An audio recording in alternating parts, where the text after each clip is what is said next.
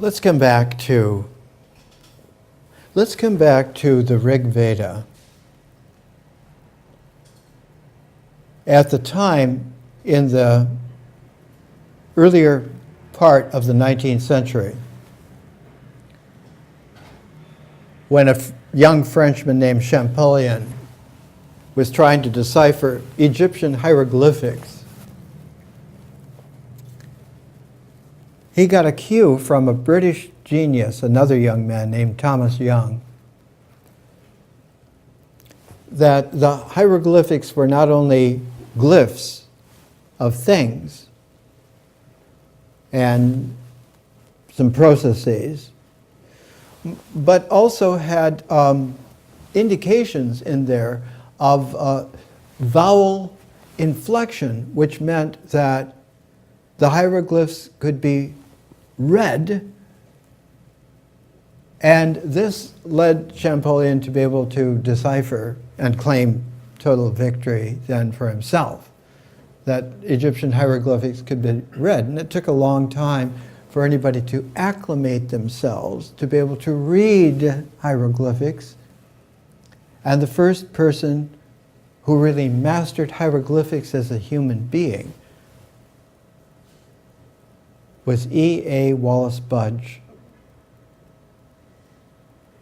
because he was brought in as a genius kid of about 12, 13 years old to the British Museum as sort of the pet project of a couple of British lords and the head of the British Museum, that they wanted to raise up someone, not just raise him, but raise up someone who would be able to do this. So they trained him, not only to grow up reading Egyptian hieroglyphs, but all of the ancient languages. He learned them all. He learned how to read them all, and eventually became the keeper of the British Museum. Yeah.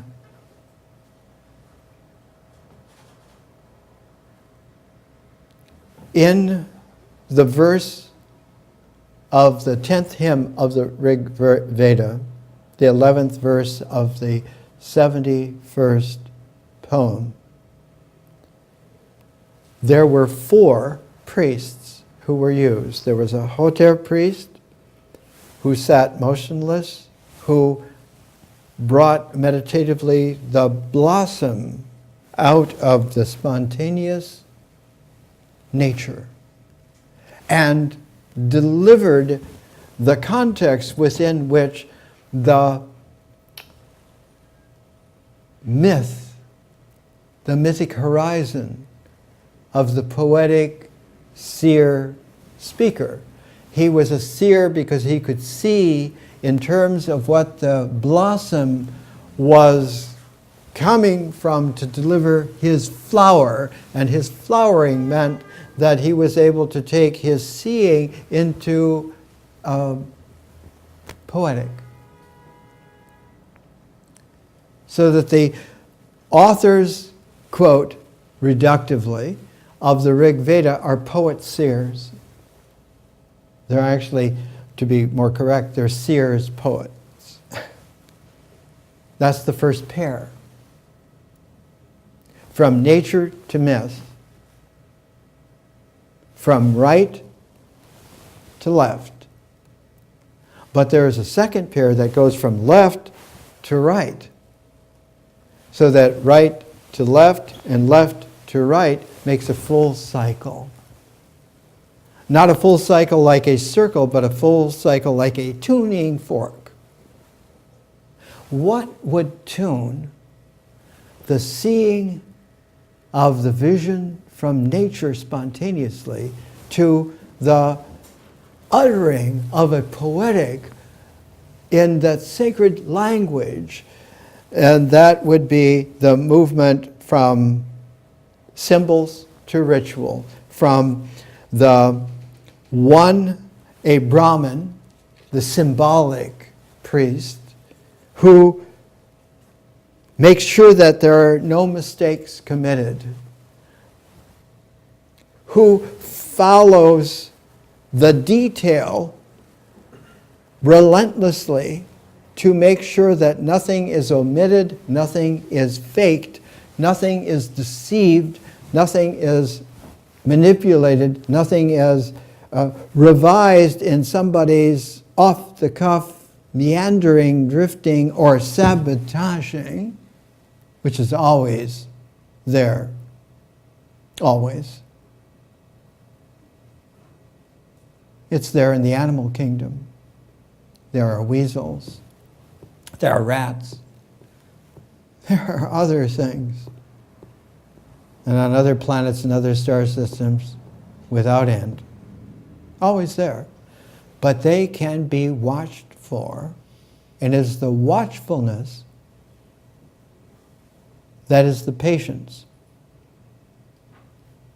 And that watchfulness, that Brahman proclaims knowledge of ancient ways, and another lays out the measure of the sacrifice.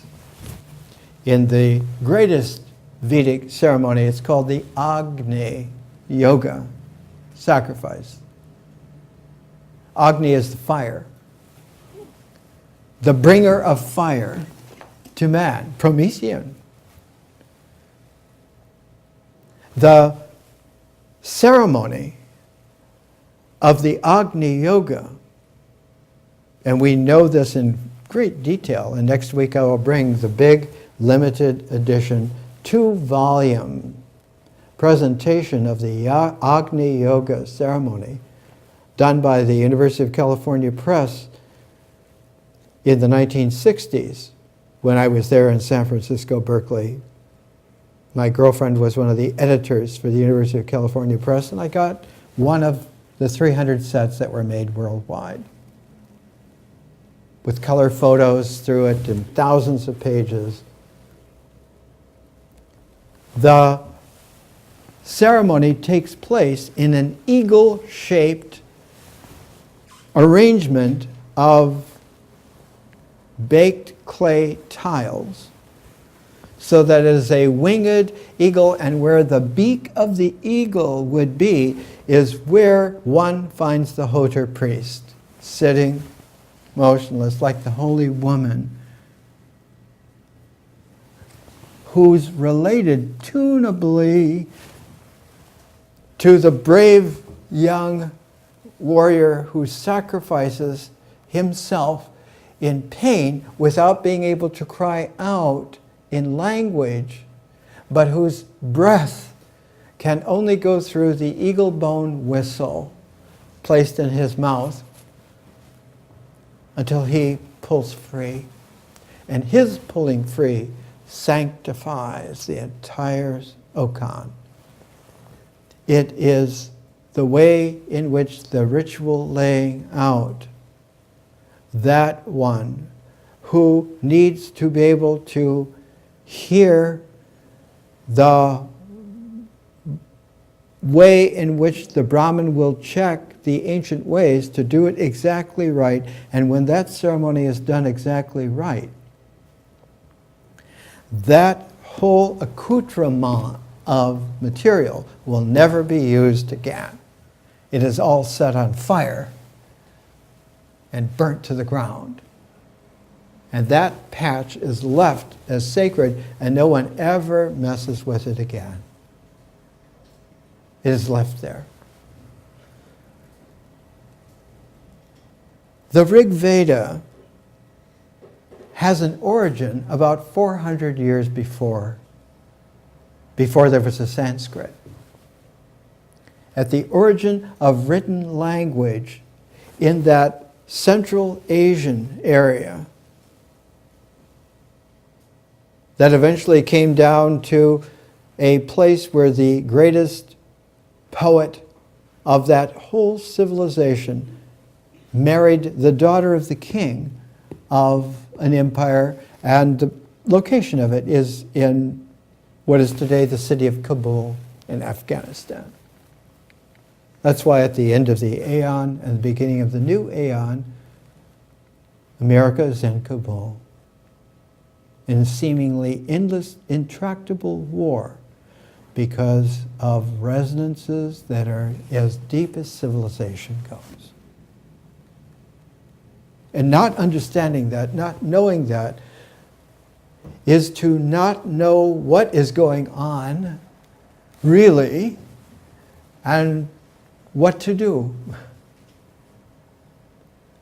Thus, presentations need to be done to comb through and show that meeting, that tuning of the ancient Harappan civilization, who had developed a glyphic language writing about the same time that the Egyptians had developed a hieroglyphic ability to write around 3000 BC, with origins going back another 1,000 years, had come to the threshold to where their great civilization was not only a trading agricultural surplus civilization,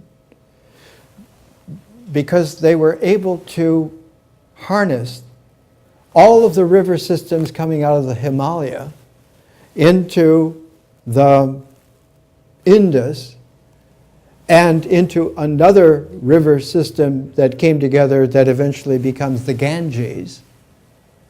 And while the Indus makes a beautiful quality for that whole Indus Valley civilization, what is today called Pakistan, the Ganges comes eventually from a single lake called Manasawar at the foot of a 25,000-foot domed mountain called Kailas, and that overflowing, very high altitude Lake Manasawar has two little rivulets that come out of it. One of them becomes the root of the Ganges, and the other comes out and is the root of the Brahmaputra.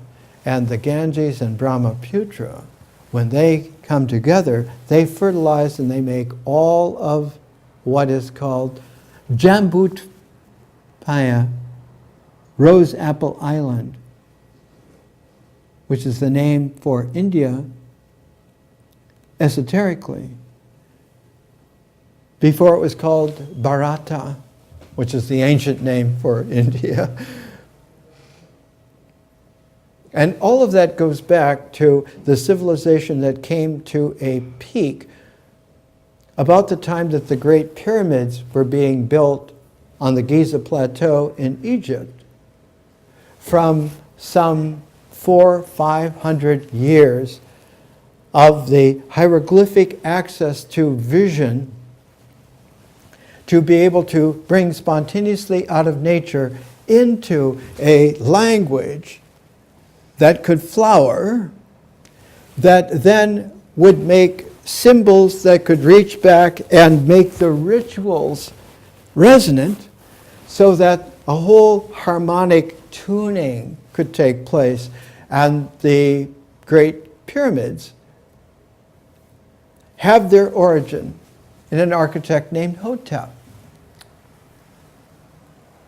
who was an African Egyptian. And the pharaoh at the time, in the early Old Kingdom, 3rd dynasty, Zoser, was also black. They made the first pyramid, the step pyramid, and then the red pyramid at Saqqara. At the same time, the black Indians, the Dravidians, were making two great cities, Mohenjo-Daro and Harappa, that were hundreds of thousands of people, some at an apex of 2700 BC. Like the Great Pyramids. And they thrived because they had contacted the great caravan routes, and before there were even shipping routes, caravan routes that were going on all the way into Akkad. By 2300 BC, it was already there that there was a trading route from India to the Eastern Mediterranean. And in Egypt, all the way from the Eastern Mediterranean, all the way down into Africa, through what is today Ethiopia, into Central Africa, and along the coasts. So that you had this enormous quality where one has to understand that one of the great creative qualities of civilization is multiracial at its very origins. That without it, there would be no civilization, no such thing as civilization. And at the same time that those were happening, about 3000 BC in China, in northern China, was the development of not hieroglyphs or Indus glyphs, but of the Chinese glyphic qualities that eventually became the foundation of the I Ching. By a pair, a male-female pair, Fu Shi and Nu Gua. She holds the pivot stability establishing plumb bob, and he has the carpenter's square that is able to compose from her pivot of stability all of the architecture that's needed in language, in communities that are larger than bands and tribes, to be the foundations of civilization. And so you find a great swath across the world at that time where the multiracial, interpenetrating genders are the very core of the way in which civilization occurs. In the Rig Veda, in the Agni Yoga ceremony especially, one can see the first pair moves as nature tuning the mythic language, which can then eventually be written, tuning the language. And the symbols which integrate the meaning of through the language of the feeling tones, of the images, of everything, all the way back to the phenomena, to the actions with the phenomena, to the ritual. So that when one is able to understand that these pairs are like this, now you can begin to understand that if you put them together, if you weave them together, you get nature, ritual, myth, symbol. You get the first year of phases of the Learning Civilization program, which is ready to go out now, today. There is a complement to that, to those four, which are four other, and they have to do not with a cycle of integral, but with an ecology of differential, beginning with vision and achieving prismatic persons in art who are able to really make kaleidoscopic conscious history, which makes it possible, like all of the rivulets making the Himalayan snows melting every year, the Sierra Nevada snows melting every year, allowing for there to be an India or a California that can sustain tens of millions of people. It is this way when language at its beginning, before 400 years before the Rig Veda, Zarathustra, having married Hivogva, whose father was the king of that whole area, and whose family all adored the fact of the true love of Zarathustra and Hovogva. Zarathustra's family, the Spitamas, went back 1,000 years. They were running huge, long caravans for at least 1,000 years before by camel. Zarathustra in Avestan means good with camels. He was the inheritor of the great caravan routes that went all the way into the Gobi Desert and went all the way across the steppes into what eventually became the Celtic origins. And so one had this tremendous reach, and his Rig Veda is called the Gathas, which I spent 10 years making a translation out of the Avestan into English. You'll hear the word Vohuman. Vohuman is the spirit of good mind, personified as arriving presence, intelligence, a masculine pair to Asha, who is the feminine ordering. You'll also hear of Kshathra, the person spirit who carries the oneness, the integral of Harad. Harad is the power of realizing something in its actuality, in its oneness. It's like the way in which the ancient Chinese, from Fuxi and Nugua, the word is Te. Te. Te is from Tao. And Tao, nature, delivers ritual Te, which is able to manifest.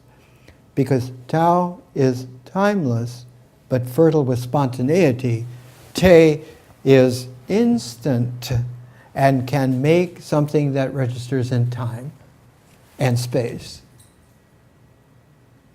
And when those two are understood together, now you have a resolving third called Zhen, human-heartedness, that is able to integrate symbols, which are in Chinese, Yi. Qing is book. Symbols book is I Ching. For the Zhen to make dialogues with. So that Tao and Te can be seen together, tuning. And that's why you have a book, a Qing, called Tao Te Ching. It's actually very simple. Hard to come by if you don't know anything. So Vohuman, Kshathra, Herod, and Armadi, you will hear of her, is love personified. A feminine spirit similar to Sophia in the Greek and Kuan Yin in the Chinese. She gifts us with grace of heart, which is the essence of the holy. She goes with Kshathra as a pair. She fulfills the masculine Kshathra, that spirit person who carries the ability to manifest that. And she brings that into the cooperativeness of distributive grace of heart, so that the very quality of wisdom is based on noble friends who educate persons of action to the one who brings the light. Here are two hots, as they're called, in Yasna 28, which begins the Gathas. This is the second and third hot. This is Zarathustra, translated into 21st century American English. I to you, Mazda Ahura, encompassing within Vohuman, to me be granted paired living, existence and also mind, in blessings from Asha, where dedicated meaning leads to light. And the third hot, 28th yasna, I to you in Asha, wreathing. Hymns in Vohuman as circlets, to Mazda and to Ahura, through my Kashatra boundlessly, ever resonant in Armati, to my joy my calling comes. 4,000 years ago, at the very same time, as there was a vision that there is a promised land to the west, go and quest for it, go and search for it. So that Zarathustra and Abraham are tunable pairs at a node in the development of civilization that mark the end of a whole era, a 2,000-year era, and begin the next 2,000-year era. The Greek word for it is aeon. And that next 2,000 years went from that particular visionary beginning that matured when Zarathustra was 75 and Abraham was 75. At the time that Abraham, with his Sarai and his cousin, nephew, every flocks and everything were entering into what became the promised land, Zarathustra was writing the Gathas. So at the time that the quest came for Abraham to a peak in what is today called Hebron, and Zarathustra's quest came to a peak in what is today called Kabul, about 1925 BC. I hope you can hear this. What became Israel and what became greater Iran, India, at the very same time, discovered the trigger for the new time forms meaning. That they should be antagonistic is a deception that has no root in reality whatsoever. To anyone who understands and can speak and can write, it's time to get tuned. The way in which in Avestan this sacred language makes a poetic form, in Avestan it's called mantra, in Sanskrit it's called a mantra.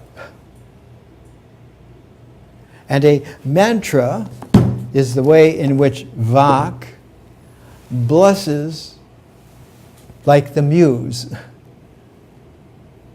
The way in which the seer is able to see wisdom, access to vision field, and bring language into play in a personal way, a prismatic personal way, a jewel way. So that all of this works in such a way that in India, when that new aeon 2,000 years ago matured to the point of sending out emissaries to announce the good news, the emissary that was sent to India was named Thomas. Thomas was from Damascus area. He was an architect, master builder. His close friend and working partner, also an architect, was named Thaddeus. And later on, Thaddeus was one of the 12 disciples, along with Thomas. And when a king, Abgar the seventh, wrote a letter to Jesus that he would like someone to come and teach them the new way. After the crucifixion, resurrection, Thomas sent Thaddeus north into what had been the area where Haran had been. The father of Abraham's name was Terah. He had moved the family from Ur, which is the city where Enheduanna was the high priestess, the end priestess in Sargon's time, moved them to Haran, and Haran was the beginning of a whole central kingdom area that went up into the Caucasus Mountains, where Armenia is, and so forth. And that's where Thaddeus went. Thomas went the other way, went all the way to India, but used a shipping route that had been developed in Alexandria by Semitic travelers who were good with international trading routes since Sargon's time. Alexander the Great is 2,000 years after Sargon of Akkad, a whole aeon. But not an aeon of carrier waves, but an aeon of the establishment of reference waves. And just as Alexander established a reference wave in making Alexandria the world's city from scratch, to be something new in Egypt, he had those who said, we're not going to be Western, we're going to be ancient Indian. And so the ancient India parallel to that was made by Chandragupta Maurya. And he made the Mauryan Empire in India that spread from the Himalayas down to the tip of India. And when he was dead, his 50 sons warred with each other and killed each other off until the last one left was the, quote, runt of the pack, not because he was physically a runt, but because he was a mulatto. His father was Dravidian, and his mother was Greek. He was a black-white mulatto, and his name was Ashoka. And he's the one that converted all of the armies that had destroyed all of the other sons and brought the Maurya Empire into chaos. He beat the swords into plowshares. He made great roads across India and planted shade trees and food trees and medicinal herbs alongside all the roads, made rest stops, and disbanded the armies and made big pillars called Ashoka's Pillar Edicts. The edicts were with 4 lions at the top. This is how we are. This is how we live. And at the very center of India, in the center of the Deccan desert, he made a place called Sanchi, a stupa that was colossal with 4 great, huge gates for the 4 directions. And that for more than 50 years that Ashoka lived, he ruled in that way. A black Indian 500 years after him, named Nagarjuna, was also an architect. And he's the one from South India, from the Andhra province that was adjacent to the Tamil area.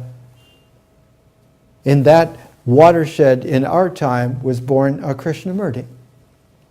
And the Krishnamurti of about 100 AD to about 200 AD was named Nagarjuna. Naga means serpent, great snake. Arjuna is the hero of the Bhagavad Gita. He's the great snake triumphant warrior who is able to penetrate wisdom and come to understand. And so Nagarjuna is the developer of what was the blossom of Ashvaghosha, the awakening of faith in the Mahayana. Nagarjuna is the one that flowered it and made the Mahayana the flower of civilization that it was in India at the very same time that you find a transition in Alexandria between St. John as an old man and the birth of Plotinus, all in that Alexandrian era. And at the same time, in the far west, in ancient Britain, in ancient Wales, in ancient Ireland, you found a flowering at the very same time of coming to terms with a tragic grief that culminated in taking the relic of the Last Supper, the cup, and returning it back because it was no longer had a place in the far west. And so you have this tragic grail motif at the same time of great flowerings and great possibilities. And all of them susceptible to deception upon deception. More next week.